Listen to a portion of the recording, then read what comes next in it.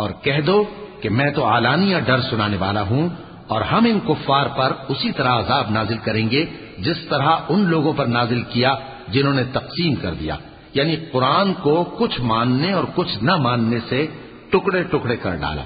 سو تمہارے پروردگار کی قسم، ہم ان سے ضرور پرسش کریں گے ان کاموں کی جو وہ کرتے رہے۔ پس جو حکم تم کو اللہ کی طرف سے ملا ہے وہ لوگوں کو بے دھڑک سنا دو، اور مشرکوں کا ذرا خیال نہ کرو۔ ہم تمہیں ان لوگوں کے شر سے بچانے کے لیے کافی ہیں جو تم سے ہنسی کرتے ہیں، جو اللہ کے ساتھ کوئی اور معبود قرار دیتی ہیں۔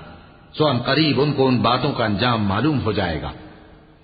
اور ہم جانتے ہیں کہ ان کی باتوں سے تمہارا دل تنگ ہوتا ہے، تو تم اپنے پروردگار کی تسبیح کہتے اور اس کی خوبیاں بیان کرتے رہو، اور سجدہ کرنے والوں میں سے ہو جاؤ، اور اپنے پروردگار کی عبادت کیے جاؤ یہاں تک کہ تمہاری موت کا وقت آ جائے۔